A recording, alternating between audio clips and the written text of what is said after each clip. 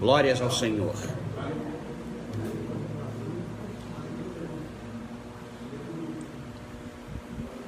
Irmãos, eu vi nessa viagem que eu fiz, muita assim, não de todos, mas muita imaturidade em muita gente, imaturidade espiritual. Num país onde enviou muitos missionários, eu vejo assim uma grande necessidade de missões neste país que eu visitei, que eu estive durante quase 2 meses, porque hoje as igrejas americanas só têm culto pela manhã, a maioria das igrejas, e as igrejas brasileiras que lá estão, a maioria só tem culto à noite. Isso para mim é um sintoma muito estranho, muito estranho.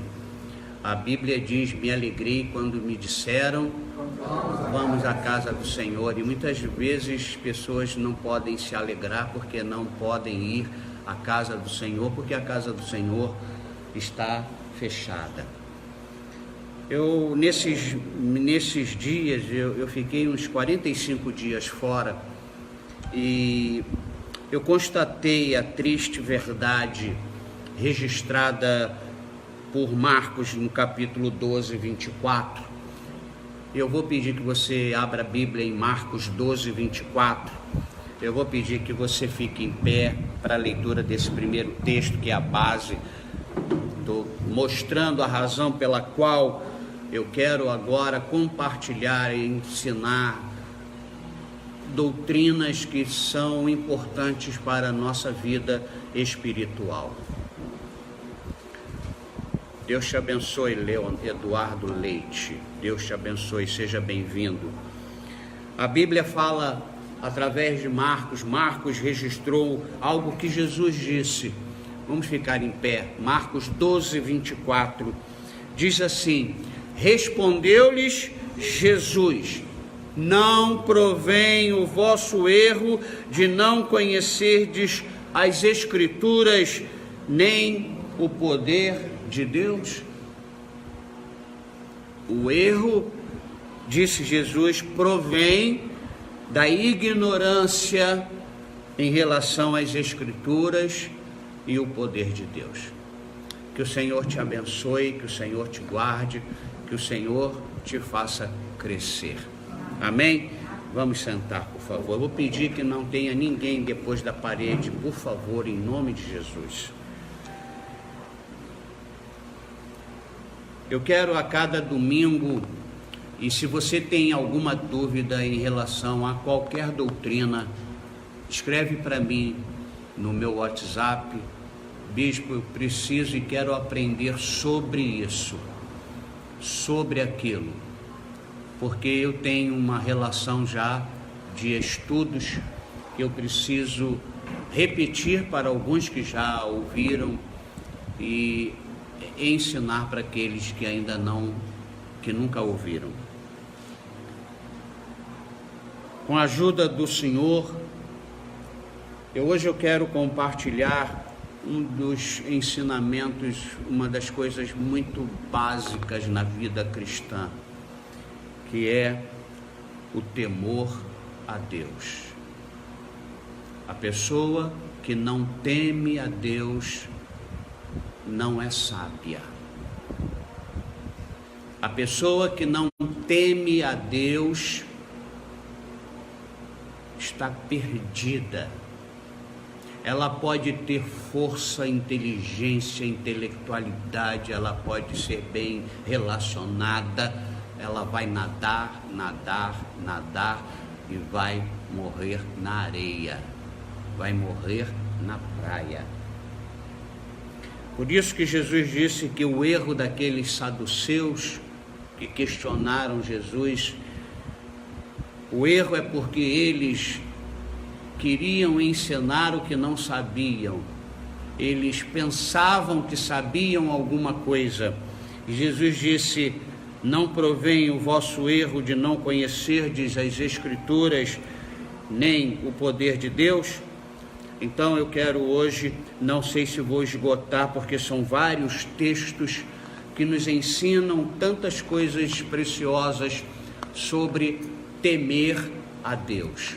Eu tenho visto esse mundo de celebridades e vejo quantas pessoas já se casaram 3, 4 vezes, ou já se juntaram 3, 4 vezes, já tiveram filhos 3, 4 vezes com pessoas diferentes.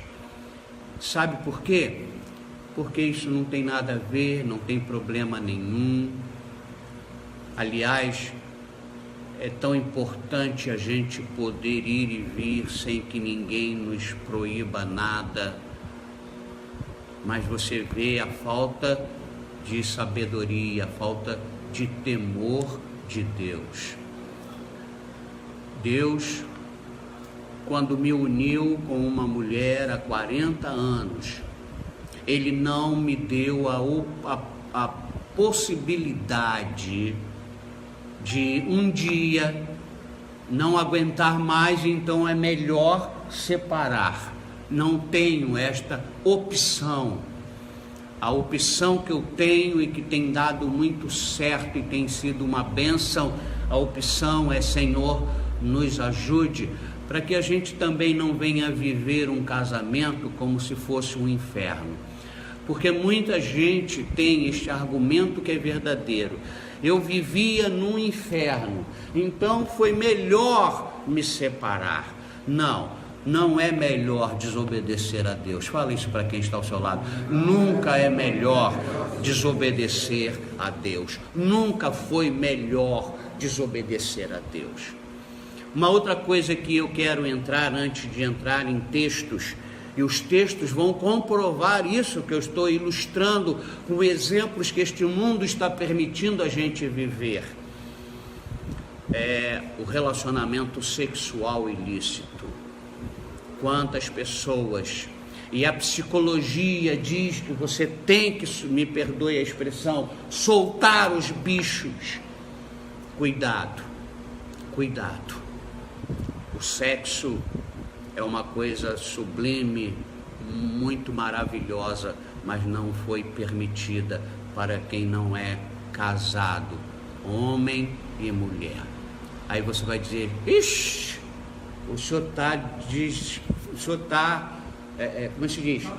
Desatualizado. Meu Deus, o senhor está vivendo onde? Em que ano que o senhor está? Em 2019, debaixo da orientação e da palavra de Deus.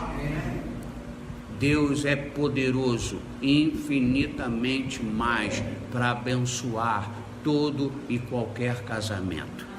Mas aí existem casos que são casos que nós precisamos analisar, não é?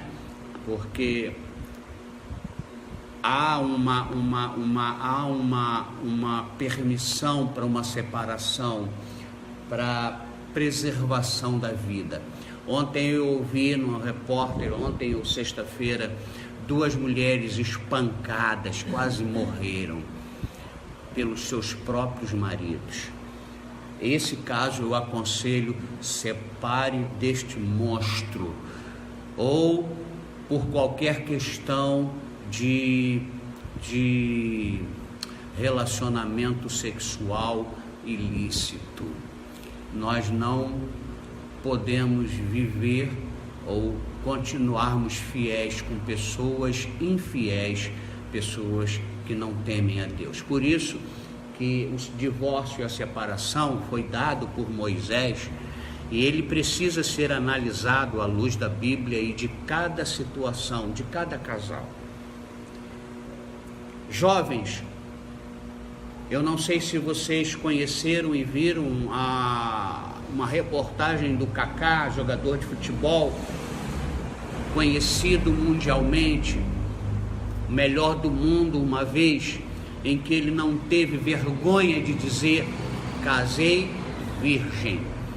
Porque quem é de Deus tinha que ter vergonha de dizer: casei sem ser virgem. Está entendendo, Rômulo? Está entendendo, Mateus, Pedro? Está entendendo, Rafaela, está entendendo? Bruna, está entendendo? Ellen, está entendendo? Existem significados. Antigamente havia um ritual para provar a virgindade da menina. Isso é de tão importância para Deus. Isso é muito importante para Deus. Entendeu, Rafaela? Entendeu, Ellen? Faça uma confusão, Ellen e Helena. Por que teus pais colocaram o nome assim tão... Tinha que ser uma Jussara, outra tinha que ser Elizabeth, outra tinha que ser Maria Eduarda. Eu acho esse nome bonito, Maria Eduarda, filha do Pedro lá de João Pessoa. Maria Eduarda, garotinha tão linda. Mas vamos lá. Vamos abrir a Bíblia para a gente ver qual a importância do temor a Deus. O que significa temer a Deus. Vou pedir que você desligue o seu celular da internet, não da Bíblia. Se você tem a Bíblia no celular, continue com ele, mas desligue a banda larga aí, a internet, o pacote de dados. Atos 2:42, abra a Bíblia em Atos 2:42. Hoje nós estamos com pouco tempo por causa da ceia, nós temos que dar um tempo considerável como nós demos para a ceia. Então hoje, por isso eu não vou poder encerrar o assunto do temor a Deus. Você precisa temer a Deus. Fala isso para quem está ao seu lado. Atos 2:42. Como é que está escrito aí? E perseveravam na doutrina dos apóstolos e na comunhão, no partir do pão e nas orações. Versículo 43.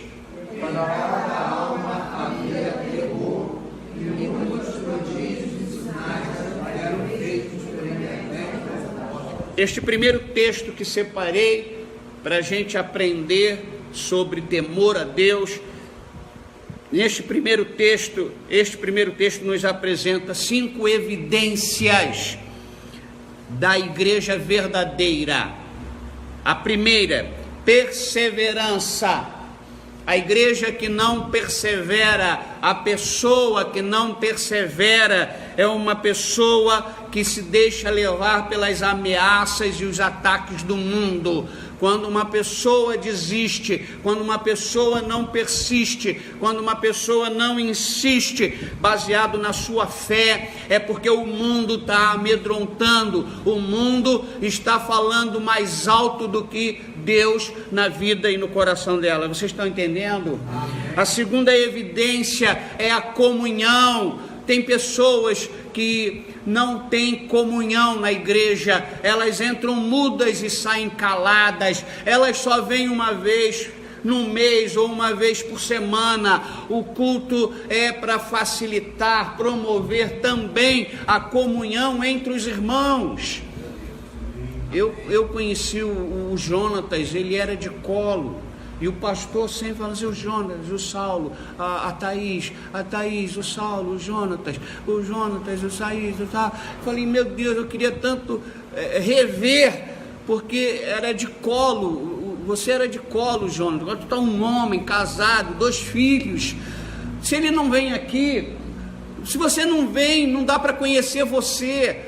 Tem pessoas que ficam brabas, sabe? Elas ficam chateadas, porque elas só vêm no culto. A gente anuncia, dá os anúncios num culto que ela não vem, infelizmente, porque a gente erra e a gente falha. E aí ela xinga, critica, não com palavras pejorativas. E ela vai embora dizendo, esta igreja não é uma igreja. É por isso que igreja pequena não tem sentido. Mas ela faltou no dia que foi anunciado. Tem muita gente assim, mas eu não sabia. Também vem, fica aí, não tem comunhão, não participa, não está presente, mas não está, aí está ali, está escrito, está falado. E aí chega no dia, passa o dia da capelania, e ela fala assim, bispo, quando vai ser a capelania? Estou ansioso para fazer. Falei, agora vai ter que esperar a segunda turma, porque a capelania foi semana passada. Falta de comunhão. Comunhão não é entrar mudo e sair calado. Fala isso para quem está ao seu lado. Comunhão não é entrar mudo e sair calado. A gente precisa se conhecer. Você precisa me conhecer. Será que vale a pena você estar na igreja que eu sou a liderança, que eu sou um bispo, que eu estou pregando? Será que o que eu estou pregando vai abençoar a tua vida, vai alimentar teu ser? Comunhão, partir do pão.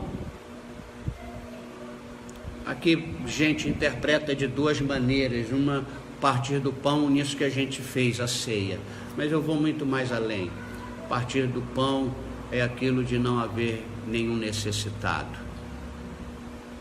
É não ter gente com fome na igreja. Reclamaram porque oraram intensamente por mim, que eu peguei uma infecção lá na Califórnia, tive um pequeno procedimento, e os irmãos começaram a orar, o pastor levantou um clamor, e aí levantaram uma bandeira que a gente não orou pelo Daniel, pela Cristina, que coisa horrível. Por que só o bispo? Não fizeram. Nós temos orado por pessoas, nós temos acompanhado, nós temos partido o pão com os necessitados. Esse pecado não vão poder condenar a gente. Às vezes a gente falha sim. A gente falha porque não dá. Hoje mesmo nós falhamos, os envelopes acabaram. Imagina, tanta gente querendo ofertar e os envelopes. Eu falei, não pode ter acabado. Não pode ter acabado. E vou falar para que isso nunca mais aconteça. Por isso que eu estou falando isso. Quando chegar tem que ver se ali os envelopes estão ali. A gente falha. E não podemos jogar ninguém no inferno porque falha. Tu já pensou se Jesus jogasse a gente no inferno porque pensamos que os envelopes acabaram, mas os envelopes não acabaram, os envelopes estavam aí. A gente erra e nós temos que ter coração misericordioso para toda e qualquer falha. Eu acho que tem gente chateada comigo porque eu não tomei uma decisão em relação a algumas coisas, alguns comentários, algumas perdas que a gente teve.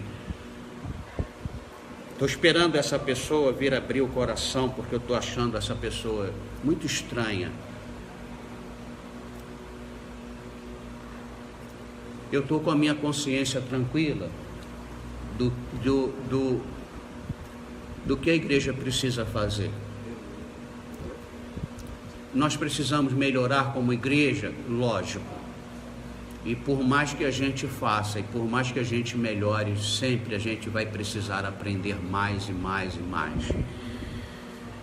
Eu fiquei muito triste porque estava orando por alguém que estava precisando de uma cirurgia, e porque eu corri atrás, eu fiquei sabendo, eu perguntei na sexta, fiquei sabendo que a pessoa fez a cirurgia na quinta-feira passada. Já tinha mais de uma semana que a pessoa tinha feito a cirurgia e eu não fui comunicado. Eu estou colocando a minha cabeça no travesseiro e eu estou dormindo. Porque essa questão de temer a Deus, para mim é um negócio muito forte. Eles perseveravam na doutrina dos apóstolos, na comunhão entre si, no partir do pão e nas orações. Nós temos orado diariamente pelo Brasil. Diariamente, há mais de 1 ano e meio, nós fazemos isso às 6 da tarde. E fazemos isso no Facebook, para quem quiser orar conosco. Oramos não só pelo país, mas oramos por uma relação de pessoas doentes, desempregadas, oprimidas, deprimidas. Nós oramos pelas famílias de todos que estão naquele momento ali e por famílias que vêm à nossa mente. Nós oramos pela Igreja de Jesus, não apenas para a Igreja Missionária Rio de Vida. E a Bíblia diz que em cada alma havia temor. Há temor em mim. Eu fico meio que apavorado em pensar que eu falhei com Deus e tenho falhado com Deus. Todos nós falhamos com Deus. E quando a gente não sente nada, quando falhamos com Deus, quando a gente não tem uma vida regular de oração, de comunhão, de perseverança,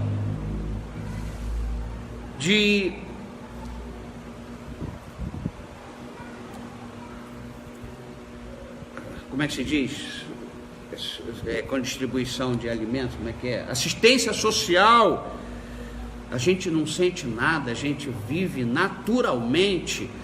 Quando a gente vê que um irmão, uma tarefa na igreja, está sozinho, ninguém liga, ninguém pergunta o que eu posso fazer, eu estou com essa disponibilidade e vive a vida, meu Deus, é falta de temor.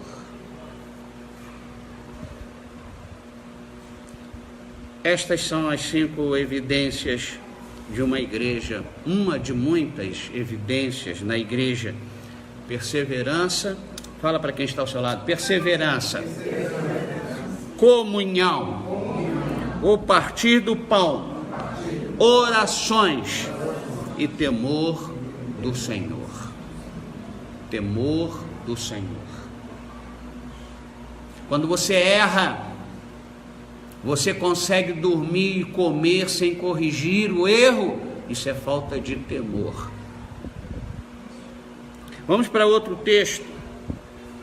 Atos capítulo 5, versículo 11. Vejam que a igreja, com as evidências da perseverança, da comunhão, do partir do pão, nas orações, a igreja tinha temor. E muitos prodígios e sinais eram feitos por intermédio dos apóstolos. Agora vamos lá em Atos capítulo 5, versículo 11. Atos 5. Bom dia, bispo Ricardo Assunção. Atos 5, versículo 11. Acharam? O assunto é temor do Senhor. Não é pavor de Deus, é temor de Deus. Atos 5, 11. O que está escrito aí na sua Bíblia? Já.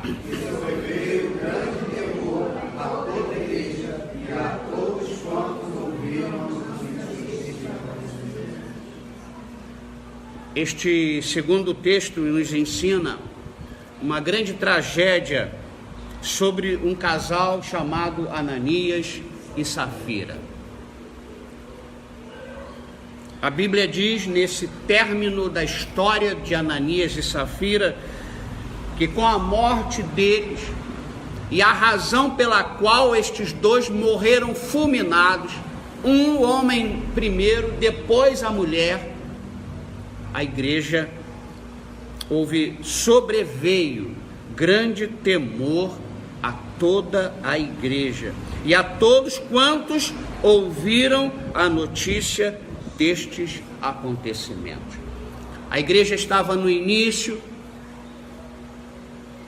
e pessoas, para que não houvesse necessidade não suprida, para que não houvesse mendigo, para que não houvesse gente com fome, sem roupa, a igreja resolveu doar bens materiais para que tudo fosse suprido. E esse casal queria dar uma de gente boa. Esse casal queria ser visto pelos apóstolos como gente com coração generoso. Vamos lá para o texto inteiro. Eu gosto de matar a cobra e mostrar a cobra morta. Atos capítulo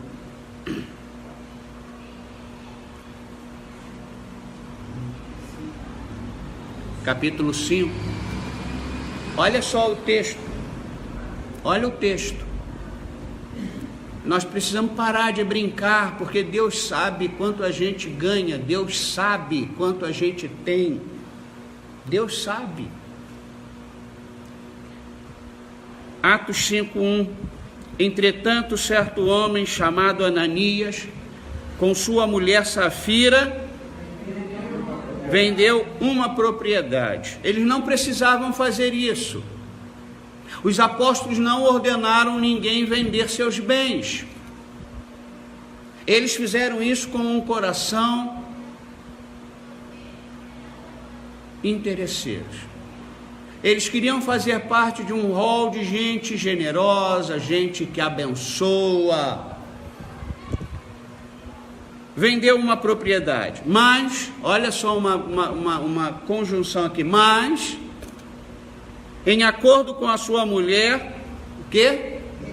Reteve parte do preço e levando, depositou aos pés dos apóstolos. Eles fizeram como os outros fizeram, mas não da maneira como os outros fizeram. Eles fizeram o que os outros fizeram, mas não com o coração como os outros fizeram. Então disse Pedro, instrumento do Espírito Santo, Pedro, um homem comum, mas estava ali representando o Senhor. Então disse Pedro: Ananias, por que encheu Satanás teu coração para que mentisses ao Espírito Santo, reservando parte do valor do campo? Ele não precisava vender, a partir do momento que vendeu, precisava ser fiel no total do dízimo. Mas ele não deu tudo e combinou com a mulher: ninguém vai saber, vamos só dar uma parte. Conservando-o porventura, não seria teu? Pedro ainda está dizendo, você continuava com sua propriedade, você não precisava fazer isso. E vendido, não estaria em teu poder? Como, pois, assentaste no coração este desígnio? Não mentiste aos homens, mas a Deus. Então Deus, para orientar a igreja e não deixar que houvesse ladrões na igreja, este assunto veio à baila.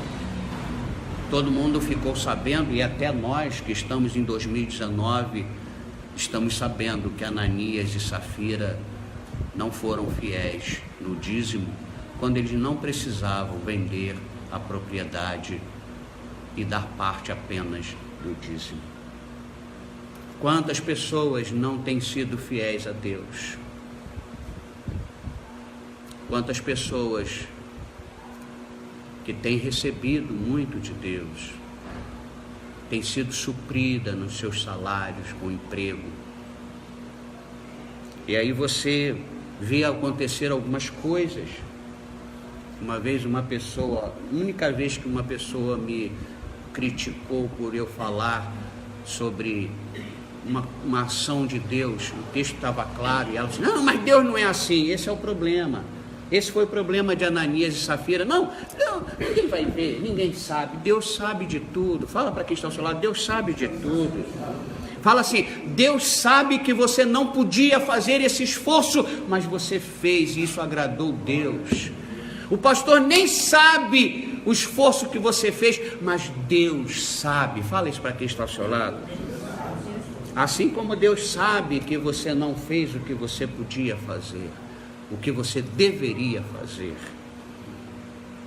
Ouvindo estas palavras, rapaz, ele não teve tempo nem de pedir perdão. Leia o versículo 5.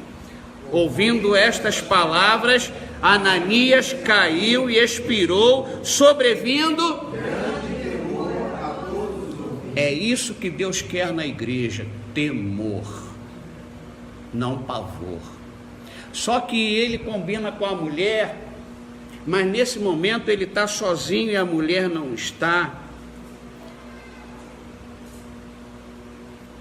E depois, olha só, versículo 6. Levantando-se os moços, cobriram-lhe o corpo e levando-o. Quase 3 horas depois, entrou a mulher de Ananias, não sabendo o que ocorrera. Eles nem eram tão íntimos, porque o cara morreu 3 horas depois de ser sepultado. Ela não sabia que o marido já estava morto.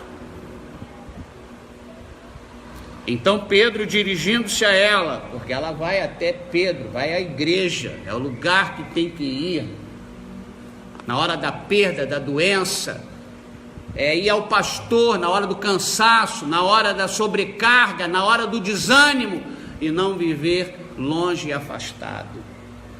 Aí ela vai na igreja, com a cara de paisagem, com cara de santa, de gente séria. E quase 3 horas depois entrou a mulher de Ananias, Safira, não sabendo o que ocorrera. Então Pedro, mesmo método, como ele fez com o marido, Pedro, dirigindo-se a ela, perguntou-lhe: dize-me, vendeste portanto aquela terra? Ela respondeu: sim, portanto. Tornou-lhe Pedro: por que entraste em acordo para tentar o Espírito do Senhor? Eis aí a porta os pés dos que sepultaram teu marido, e eles também te levarão. No mesmo instante, a mulher não teve nem tempo de falar: ai, ui, estou sentindo uma dor, chama o médico, me leva para a UPA. Ela cai semelhantemente, no mesmo instante, caiu ela aos pés de Pedro e expirou. Entrando os moços, acharam-na morta e levando-a sepultaram-na junto do marido. E sobreveio grande temor a toda a igreja e a todos quantos ouviram as notícias. Por faltar temor, uma tragédia foi permitida para que houvesse temor. Temor a Deus. Não pegue de qualquer maneira no sagrado. Você não é obrigado a dar dinheiro. Você não é obrigado a pedir empréstimos para entrar em campanha na igreja. Mas se você fizer isso, você tem que ser fiel naquilo que pertence ao Senhor. Entrou na sua mão, você precisa honrar o Senhor. Para quem não tem temor, ganha 100, dá R$1. Para quem não tem temor, ganha 1.000, dá 20 centavos. Porque falta temor. A questão é dinheiro, sim, porque tem muita gente aí muito espiritual que quer descartar o material do espiritual. Eu sou espiritual porque eu vivo no material. Deu para entender isso? Faz uma conta aí, abre um aplicativo de Bíblia e pesquisa dinheiro. Só no Novo Testamento você vai ver as dezenas de vezes que este assunto é ensinado na Bíblia. Porque se eu não sou fiel a Deus por causa de dinheiro, eu não sou fiel a Deus em nada. Em nada. Vamos voltar lá para o outro texto, que tem 3 textos. O primeiro é como a igreja vivia. E ela vivia em temor. Havia temor por causa da perseverança, por causa da doutrina, por causa da comunhão, por causa do partir do pão e das orações. Havia temor. Aí o segundo texto a gente vê que no momento em que a igreja precisava e ninguém tinha que fazer o que Deus não pediu, fazem para aparecer que eram pessoas generosas. E o terceiro assunto é que o crescimento da igreja, ele depende quando há temor. Veja o capítulo 9, versículo 31. O primeiro texto escolhido é para explicar, mostrar, apresentar as evidências de uma igreja verdadeira, dos quais o temor é o âmago.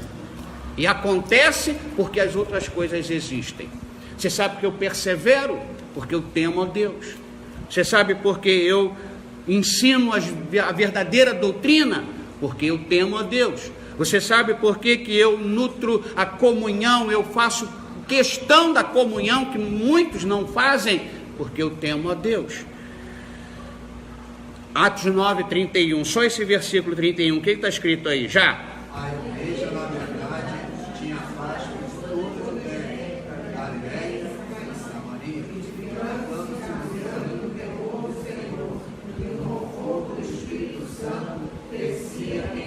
Este terceiro texto ensina que a igreja tinha paz. Mas é interessante que não havia paz fora da igreja. A igreja tinha paz dentro dela, entre ela. Os irmãos da igreja tinham paz, porque estavam vivendo em meio às perseguições. cristãos estavam sendo jogados na arena para serem comidos por leões, então é possível viver em paz. Fala isso para quem está ao seu lado. É possível viver em paz em meio às perseguições, às lutas, às tribulações e às adversidades, porque a igreja estava em paz. É o que está escrito aí? A igreja, na verdade, tinha paz por toda a Judéia, Galiléia e Samaria. E olha, este terceiro texto ensina que ela tinha em paz em meio às perseguições, ela se edificava, não havia ninguém arrastando o pé, e ela caminhava em quê? No temor do Senhor. Ela era confortada pelo Espírito Santo e ela crescia em número. Crescimento numérico faz parte quando há temor,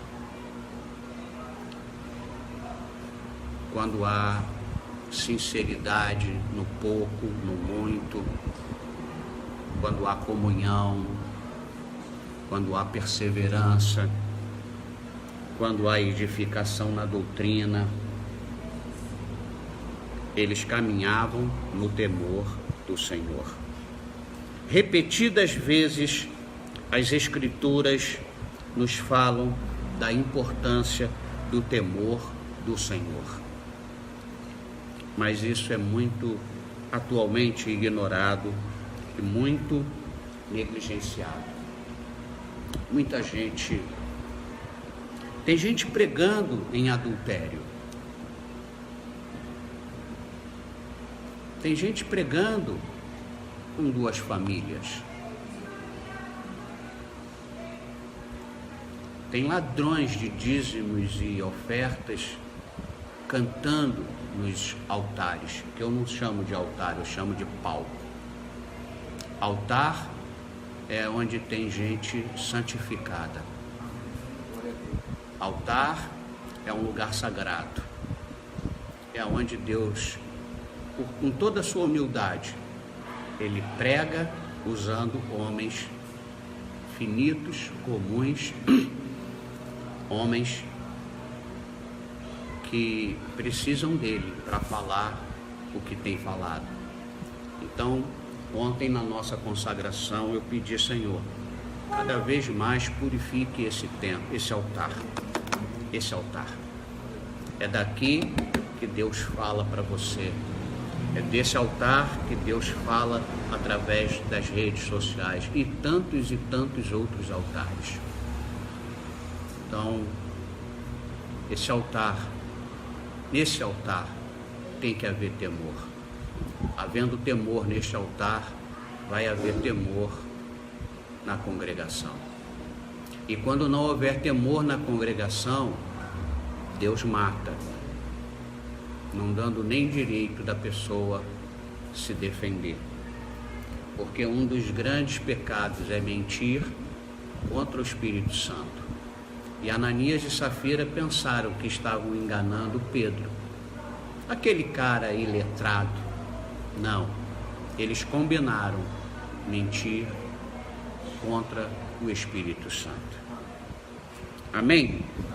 Eu tenho 1, 2, 3, 4, 5, 6, 7 textos que a gente precisa de tempo para meditar com calma. Porque não se lê a Bíblia e não se ensina e não se aprende correndo. A gente tem que ter tempo para ler, parar para pensar, entender o que significa cada palavra, entender o contexto em que isso foi escrito e por que foi escrito, as consequências deste escrito. Então a gente viu a igreja crescer, a gente viu a igreja ter paz em meio às perseguições, mas a gente viu uma tragédia acontecer dentro da igreja por pessoas que queriam ser o que não eram e não precisavam fazer aquilo para mostrar que eram o que não eram. Ficassem na sua, deixa o povo dar, Fica sentado, fica quieto, desfrute do que é seu. Quando Deus tocar em seu coração, mas tem que fazer com fidelidade, tem que fazer com honestidade, tem que fazer com amor, tem que fazer para a glória de Deus, não para a sua glória. Eles queriam ser vistos e foram vistos. Nós hoje sabemos a história de Ananias e Safira. Nós conhecemos a história da igreja primitiva, a igreja que cresceu, a igreja que venceu, a igreja que mudou o mundo, colocou o mundo de cabeça para baixo. E hoje a igreja de hoje está colocando o mundo de cabeça para cima. Vamos temer a Deus. Nós vamos entender como fazer para temer a Deus. O que passa no nosso ser quando a gente teme a Deus? Eu coloquei aqui alguns benefícios do temor do Senhor. Fale a verdade sempre. Seja você. Mesmo que todo mundo vá te reprovar, mas mostra quem você é. Mostre a verdade. Diga que quando você se apresenta com o nome de outro, para parecer outro, Deus não pode te abençoar. Deus abençoa aquele que diz: eu sou um sem vergonha, eu falhei, eu estou em pecado, eu preciso de ajuda, eu não quero continuar minha vida assim. Aí você é um alvo para que Deus faça tudo novo. Amém? Você entendeu? Tem muita gente aí sem temor, parecendo um santo, um espiritual. Tem gente querendo ser espiritual, mexendo com a voz. Aleluia! Oh santo Deus e poderoso Pai, dando eco na voz. Isso não é evidência de santidade. Evidência de santidade é aquele camarada que falou assim: Senhor, ser propício a mim, porque eu não presto, eu estou errado, eu não sou nada nem ninguém. E o outro lado, ô Senhor, o Senhor tem que me abençoar, porque eu jejuo, eu oro, eu não falto à igreja, aleluia, glória a Deus, eu não sou igual a uns e outros aqui do meu lado. Eu não sei nem por que eu entro neste lugar, se eu estou tão purificado. E Jesus perguntou para os seus ouvintes: quem você acha que Deus abençoou? O que não presta ou aquele que achava que prestava? Deus abençoou a cara que disse: eu não presto. Já parou para perceber que hoje nós vimos que a ceia não é para gente boa, a ceia é para quem não presta e quer prestar. Que a igreja não é composta de gente perfeita, é composta de gente humana, não de gente angelical. Sabe, aquelas pessoas que você olha, ai, aquela irmã deve ser uma santidade. Não, o marido dela tem o que dizer dela. E vice-versa, e vice-versa. Eu vou continuar isso na quarta-feira, esse assunto de temor. Eu tinha falado que no dia 8 nós íamos começar o estudo bíblico, mas como eu quero preparar uma apostila que está me dando muito trabalho, eu vou fazer o estudo bíblico no dia 22. Está anunciado ali, eu estou falando aqui. Você vem no dia 8, semana que vem, que eu vou estar aqui pregando os benefícios do temor. Ué, mas o senhor falou que ia pregar os livros da Bíblia. Eu não aceito outra mensagem. Então, estou preparando a apostila para você ter um material para que você possa não só ler, mas aprender o que você vai ler. Amém? Quem está aí? Vamos ficar em pé, por favor. Que Deus te abençoe, você que esteve comigo aqui, junto com a igreja. Que Deus te abençoe rica e abundantemente.